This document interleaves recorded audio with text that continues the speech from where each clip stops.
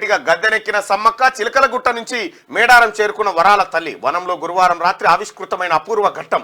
దారి పొడవునా నీరాజనాలు, ముగ్గులు, నీళ్ళారబోతలు. 2 రోజుల్లో 50 లక్షల మంది భక్తుల రాక, నేడు రేపు మరో 50 లక్షల మంది వచ్చే ఛాన్స్ ఉంది.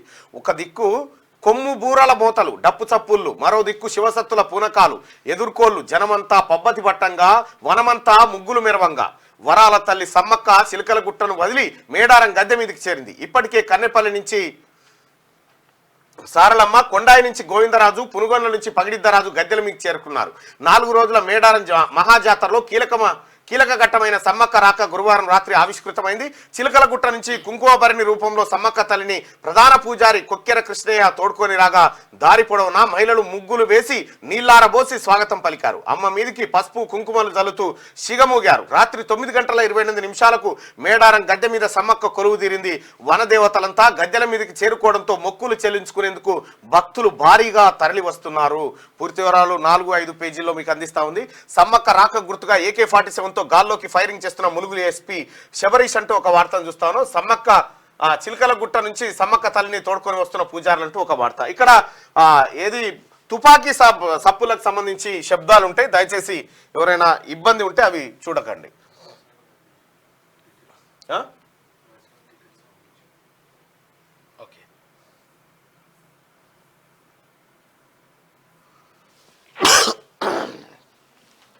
కొద్దిగా AK-47తో కాల్పులు జరిగిన శబ్దాలు ఉంటాయి. ఇవి కొందరిని హర్ట్ చేయొచ్చు. దయచేసి అటువంటి వాళ్ళు ఎవరన్నా ఉంటే ఇది చూడకండి దయచేసి. ఇంకా మేడారం జాతరలో తొక్కిసలాట జరిగింది. దానికి సంబంధించినటువంటి పూర్తి వివరాలు మరి కాసేపట్లో మా రజనీ అందిస్తాడు. రైట్గా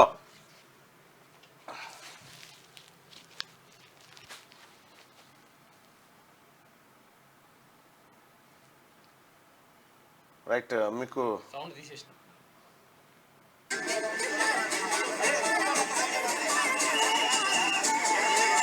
ములుగు ఎస్పీ AK-47తో కాల్పులు జరపడం జరిగింది.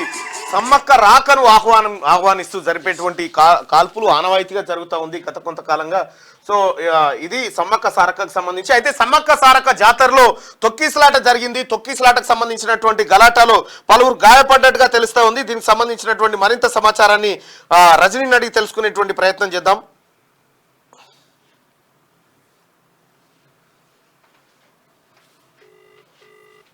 కొద్దిసేపటి క్రితమే జరిగినటువంటి ఘటన. Rajani, good morning.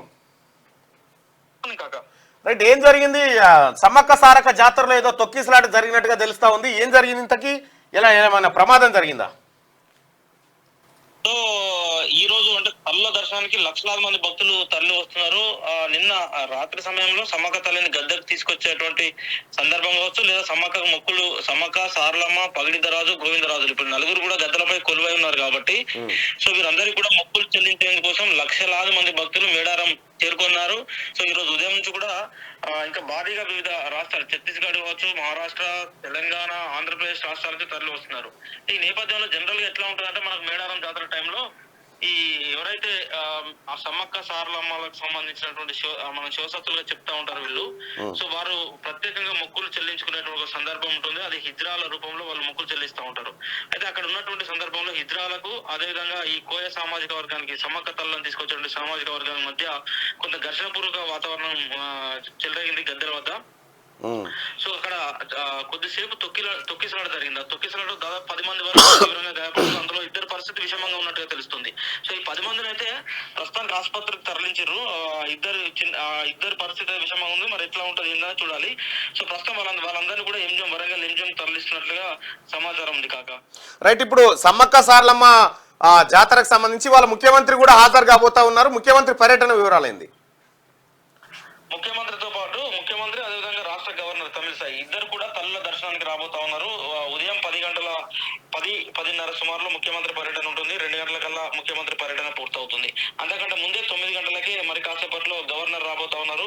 So governor, ముఖ్యమంత్రి, అదేవిధంగా రాష్ట్రపతి ద్రౌపది ముర్ము కూడా మేడారం వస్తారనేటువంటి సమాచారం ఉంది. కానీ ద్రౌపది ముర్ముకు సంబంధించి రాష్ట్రపతికి సంబంధించిన రాష్ట్రపతి కాకపోతే పర్యటనకు సంబంధించిన సమాచారాన్ని అయితే ఇంకా అధికారికంగా మనకు రాలేదు. కానీ గవర్నర్ అదేవిధంగా ముఖ్యమంత్రుల ఇద్దరు కూడా వారికి సంబంధించిన పర్యటనకు సంబంధించి మొక్కులు చెల్లించుకున్నటువంటి సందర్భానికి సంబంధించిన సమాచారం అయితే ఉంది.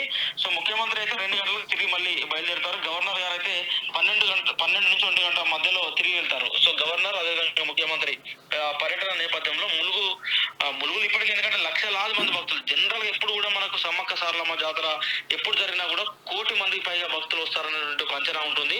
సో ఈసారి కూడా 1 కోటి మందికి పైగా భక్తులు వచ్చేటువంటి అవకాశం ఉంది.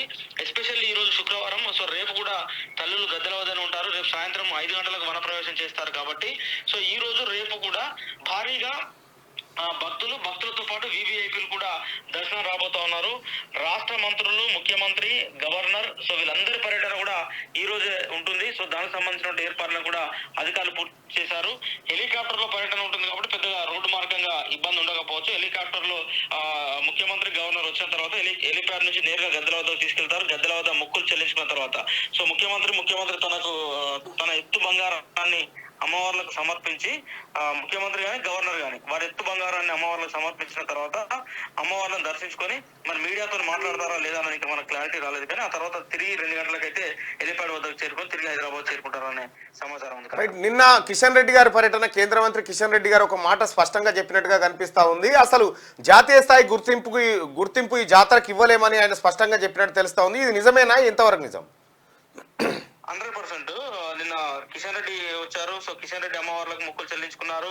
సో ఒక రకంగా కేంద్ర ప్రభుత్వ ప్రతినిధిగా కిషన్ రెడ్డి నిన్న జాతరకు వచ్చి అమ్మవార్లకు మొక్కులు చెల్లించుకున్న అనంతరం మాట్లాడుతూ సో మేడారం జాతరకు సంబంధించి జాతీయ హోదా ఇవ్వకపోవడానికి ఉన్నటువంటి అడ్డంకులను ఆయన ఉదాహరిస్తూ సో జాతీయ హోదా ఇవ్వకపోయినప్పటికీ మేడారం సమ్మక్క సారలమ్మకు సంబంధించి యునెస్కో గుర్తింపు కోసం అయితే ప్రయత్నం చేస్తాం, ఖచ్చితంగా యునెస్కో గుర్తించే విధంగా ప్రయత్నం చేస్తామన్నటువంటి ఒక హామీ ఇచ్చారు. అదేవిధంగా ములుగులో ఏర్పాటు చేయనున్నటువంటి గిరిజన యూనివర్సిటీకి సమ్మక్క సారలమ్మ ట్రైబల్ యూనివర్సిటీగా నామకరణం చేస్తామని కూడా ఆయన హామీ ఇచ్చారు. అయితే దీనికి సంబంధించి అక్కడ ఉన్న స్థానిక మన జర్నలిస్ట్ మిత్రులు కానీ లేదా అక్కడ ఉన్న స్థానిక ప్రజలు కానీ జాతీయ హోదా ఇవ్వాల్సిందిగా విజ్ఞప్తి చేసినప్పుడు సో కేంద్ర ప్రభుత్వం గడిచినటువంటి 10 సంవత్సరాలుగా దేశవ్యాప్తంగా జరుగుతున్నటువంటి ఏ ఒక్క జాతరకు కూడా జాతీయ హోదా ఇవ్వలేదు. సో జాతీయ హోదా ఇచ్చే ఉద్దేశం కేంద్ర ప్రభుత్వానికి లేదు అని చెప్తూ యునెస్కో గుర్తింపు కోసం మాత్రం ప్రయత్నిస్తామని హామీ ఇవ్వడం జరిగింది. కాక థ్యాంక్ యూ రజనీ.